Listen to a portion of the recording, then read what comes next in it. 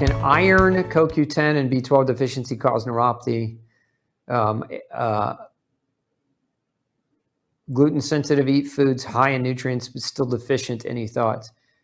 So yes, the answer to all three. Can iron, CoQ10, and B12 deficiency cause neuropathy? Yes, iron deficiency can cause neuropathy. CoQ10 deficiency can cause neuropathy. Vitamin B12 deficiency can also cause neuropathy for different reasons. So if you're low in all three and suffering with neuropathy or neurological symptoms, you definitely want to look at either one, if you're gluten sensitive and you're avoiding all grain. Now, if you're not avoiding all grain, that might be part of your problem if you're not seeing that recovery. So I would look at again, following the no grain, no pain diet. If you're following the traditional gluten-free diet, it's probably not enough. My experience, most people that come to see me that are still struggling, is a big part of the reason why is they're still eating a lot of those, so-called gluten-free grains. Let's see. Can you speak a bit into high LDL and how it can safely be? I have 190 HDL, 190 LDL, 60 HDL, triglyceride 17, of course. So I mean, my opinion is if you've got an LDL that's 190, that's not really something I would be terribly worried about. Because LDL doesn't really translate to risk for heart disease. LDL, you have to understand, LDL, people don't realize this. Go back and watch my cholesterol video because there's so much to talk about here, but simply put, LDL is not necessarily bad or evil and by itself doesn't cause any problems. And if your cardiologist has measured your homocysteine and your C-reactive protein and your erythrocyte sedimentation rate and other markers for vascular inflammation, and they're all normal, then your LDL being a little high doesn't really pose any major threat. And this has actually been shown to be the case in a number of studies.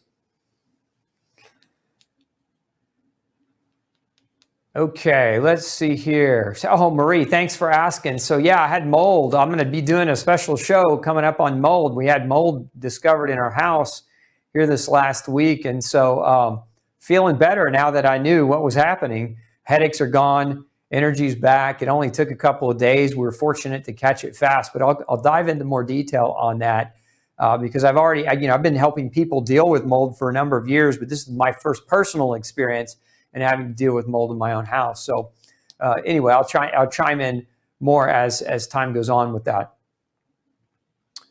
Let's see.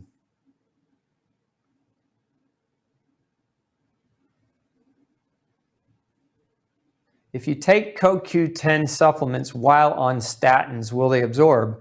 Yeah, so that's a great question, Leanne. Again, statins don't block CoQ10 from being absorbed. They block your body's ability to produce CoQ10. So going back to what we were talking about here. Okay, here we go. So to make cholesterol, so actually, let me just do this to make it easier so you understand it better. So for your body to properly be able to produce cholesterol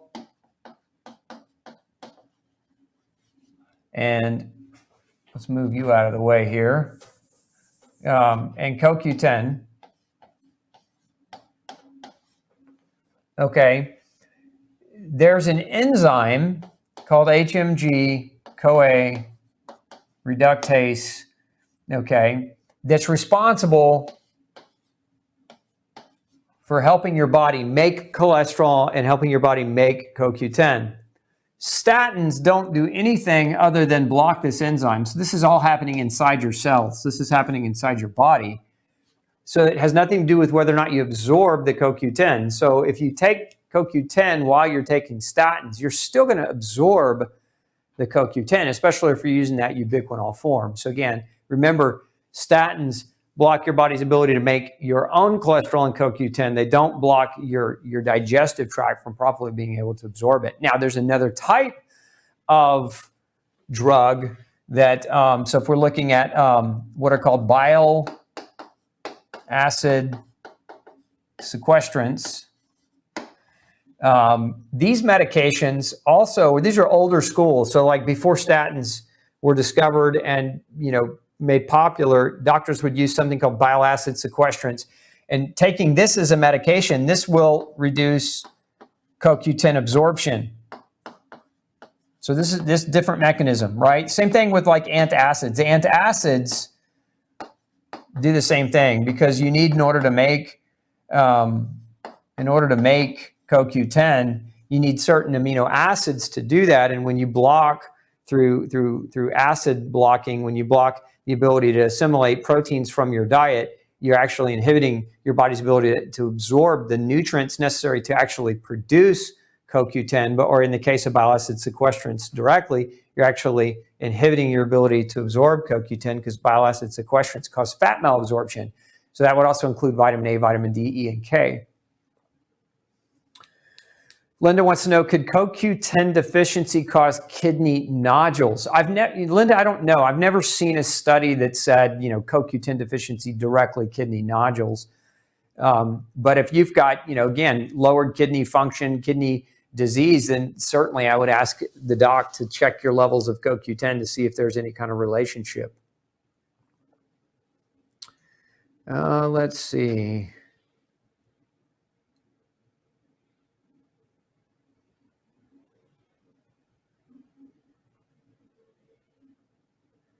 What do you think of taking red yeast rice for cholesterol? Nancy asks. I think that's the wrong question. Not that you're not necessarily that you're asking the wrong question, but I believe that the wrong question is lowering cholesterol is the wrong solution. Doctors, why are we lowering cholesterol? Again, go back to what doctors say. You're lowering cholesterol in an effort to reduce your risk for developing heart disease because there was some very weak research studies done predominantly by nutritionists by the name of Ansel Keys, who published some data, actually misrepresented the data that said that foods that were low fat because they were low cholesterol actually reduced the risk of developing heart disease. There's no great solid double-blind randomized placebo-controlled trials around lowering cholesterol and that being long-term healthy for individuals. As a matter of fact, most people that are on statins, if they continue to have bad choices, if they continue to eat poorly, they continue to lack exercise, lack sleep, lack relationships and love in their life, they're still going to go on and develop heart disease. They're still going to go on and develop a problem because lowering cholesterol doesn't solve that. You have to understand that cholesterol is important. Cholesterol is the mother hormone. And if you block it, and then some doctors will say, yeah, but if your cholesterol is 350, we want to bring it down to something more reasonable. And I would even argue that point. I would say, show me evidence that says that cholesterol as a whole needs to be brought down to a certain number that where we can absolutely guarantee that a person is not going to develop heart disease, because there are people that on autopsies that drop dead of heart attacks and strokes that have zero cholesterol. They don't have any clogging of their arteries. They don't have a cholesterol issue. So we can't really make the claim scientifically that cholesterol causes these diseases. Now, we can make a loose association, but is that loose association of the connection between cholesterol and disease, is that loose association worth what we showed over here, which is the drug-induced nutritional deficiencies and all the consequences and sequelae that come from that whole pattern that we talked about earlier? So I would say that taking red yeast rice to lower cholesterol would be a natural approach to try to bring down your body's natural cholesterol, when maybe that's not even the right question to ask. Really, the right question to ask is, how do we reduce the risk, the true risk of developing heart disease through diet and lifestyle behaviors that doesn't require an artificial manipulation to lower cholesterol, even if that is with something natural? I think a lot of doctors take the wrong angle on cholesterol because it's been so beat into the American population. I mean, I get people that come to me that say, oh, look, I'm eating Honey Nut Cheerios and it's so good for you because it helps to lower your cholesterol because it has oat fiber in it, which is about the biggest nonsense I've ever seen. But they make that claim on TV so people believe it. A lot of people believe what they see on TV because the marketing and the message is very repetitive. And not to be too political here, but some of his top advisors were known for saying, the more you tell a lie, the more it becomes the truth. And I think that's where we really are with cholesterol in science right now, is the more we've been told the lie that cholesterol is actually the causative agent for heart disease, the more people believe it and buy into it. And that's why they do things like eat Honey Nut Cheerios, against every intelligent grain in their body for the sake of lowering a chemical that may not even be posing a threat. Anyway, we'll get off that. Marie wants to know, is CoQ10 contraindicated with any other vitamin or supplement? Are there any side effects of supplementing with CoQ10? What would be the correct dosage? I think I covered some of that. Not really. There's no contraindications to taking CoQ10 and it causing deficiencies of other nutrients. I would say more than anything else, a couple of things that CoQ10 is known to do that we didn't really talk about, CoQ10 preserves and regenerates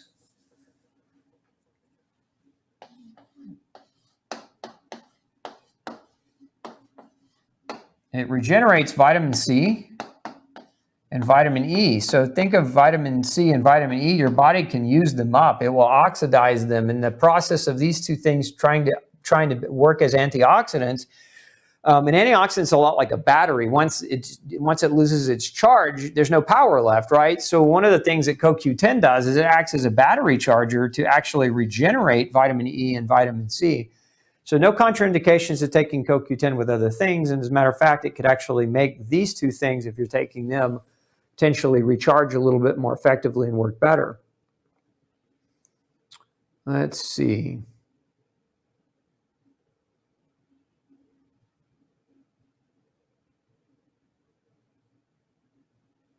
So somebody asking about the function of CoQ10. Yeah, I can explain that. So CoQ10 inside the cell,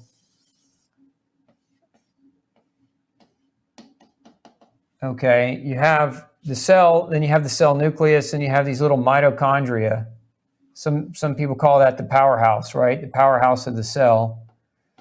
But we have these biochemical processes that occur inside the cell and inside the mitochondria, and CoQ10 plays a role in this process. Well, one of the things that has to happen, let's make a little room here, is when you eat carbs, fats, or proteins, predominantly carbs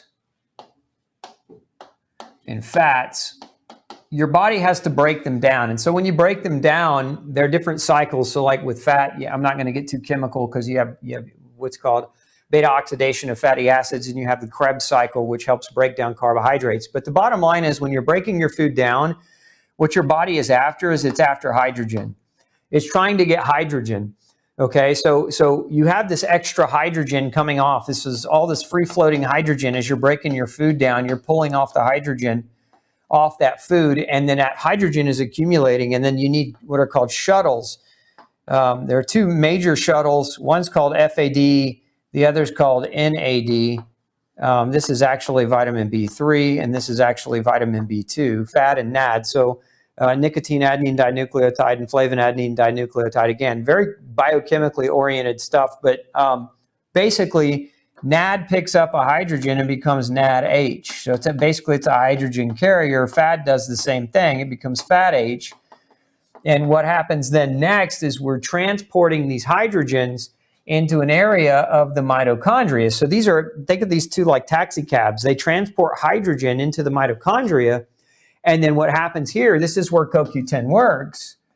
CoQ10 then helps this hydrogen get to where it needs to go. There's something inside the mitochondria that occurs. It's called the electron transport chain. And that chain is designed to help these hydrogens flow through that chain because that's how energy is basically created. That's how ATP or high energy bonds are created. But CoQ10 is that last step. It helps to shuttle between these electron transports. It helps to shuttle that hydrogen to where it needs to go. So that's one of the main functions, biochemically speaking. That's why I just kind of left it at CoQ10 is necessary for energy production, right? Because a lot of you probably just went and took a nap on me talking about NAD and FAD and hydrogens, etc. But the other thing, again, CoQ10 does, and I talked about this earlier, is it acts as an antioxidant. And so it helps to put out free radicals. So remember, every time you breathe, every time you exercise, when you eat, you're producing free radicals all the time. It's not necessarily that free radicals are bad. It's that they're like an exhaust product of your body's normal function. And so you have to have antioxidants in high quantities to protect you. This is why cigarette smokers and alcoholics look so old, because their behaviors, their poor diets, and their poor choices create more free radicals And so they're burning through more of their antioxidants. And so CoQ10 as one of the most potent antioxidants to preserve the integrity of the mitochondria. Remember, if your mitochondria age aggressively, you age prematurely. You get wrinkles prematurely. You get older faster than what you should. So this is a very, very important antioxidant in the mitochondria. It protects the membrane around the mitochondria. It also protects the membrane around your cells and around your cell nucleus. So it's very, very important as an antioxidant, very, very important as a hydrogen carrier to generate energy production. So those are the main functions of CoQ10 in the body, at least technical functions. Ricardo's asking about sprouted grain. I can tell, Ricardo, you haven't read No Grain, No Pain. Get you a copy. I talk all about sprouted grain. The simple answer is no. Sprouted grain, if you're gluten sensitive, sprouted grain is not good for you, even if you're gluten sensitive, or especially if you're gluten sensitive, rather. Do HIV meds have any effect on CoQ10? Depends on which HIV meds you're using. Now, other meds that I didn't mention are cancer meds. So some of your chemotherapeutic agents deplete CoQ10 as well. And so if you're going through chemotherapy, that might be something that you consider using CoQ10 as a supplement. But again, talk to your oncologist. They're going to tell you that any antioxidant is going to offset the effect of chemotherapy, although the research doesn't show that. The research actually shows that CoQ10 enhances the effect and improves the outcome. So again, hopefully if you're going through any kind of cancer treatment, you've got an oncologist who understands nutrition, and we'll talk to you about nutrition. So, somebody was just asking about CoQ10 with taking CoQ10 with NADH, which is what I was just talking about, right? For energy. And yeah, it can be an effective way to combat fatigue if your fatigue is being caused by CoQ10 and NADH deficiency. So just taking them, if you're not deficient, doesn't necessarily mean that you're going to have more energy. Let's see here. Let's check out, scroll for me. There you go. Scroll for me on YouTube. Do you have to take lipoic acid with CoQ10? No, you don't. But they work synergistically together, so it's not a bad idea.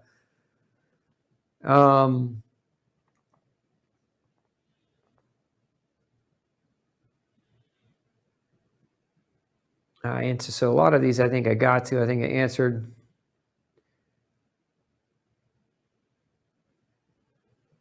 So Angeline asking about cancer. I would encourage you, Angeline, to go back and watch our extensive show on cancer that it was actually just a couple weeks ago. Make sure you haven't subscribed, to my channel, then do that. That way you get updates on when we produce videos. But we did a very comprehensive video on that. Okay, wow. Well, it looks like we're running out of time, not running out of questions, but I think I got a lot of those questions answered.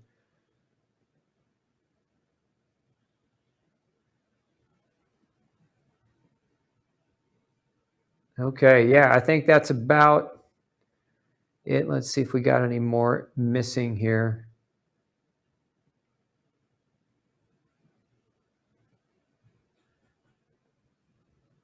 Okay, yeah, I think we just about covered it. All right, folks. So thanks for joining me on Monday night. Make sure that if you're not already subscribed, come over to glutenfreesociety.org and visit me there.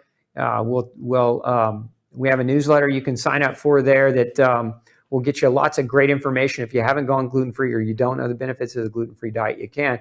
And those of you who are watching are like, maybe this is the first time you're hearing anything about gluten. Check out the quiz below this video. Just click the link below this video. There's a quiz you can take to determine whether or not going gluten-free might be the right move for you to take. And I'll also put a link below this video of my favorite CoQ10 supplement that's certified gluten-free. And that way, those of you who want to use CoQ10 as a support supplement in your regimen will have something you can trust. Thanks again for joining me on Monday night. Make sure you tune in next week for another great episode of Pick Dr. Osborne's Brain. Have a fantastic week. We'll see you next time. Hey, if you've got a functional medicine or health question that you'd like me to answer for you, make sure you send me an email, glutenology@gmail.com, and we'll do our best to create a video answer just for you. Have a great day.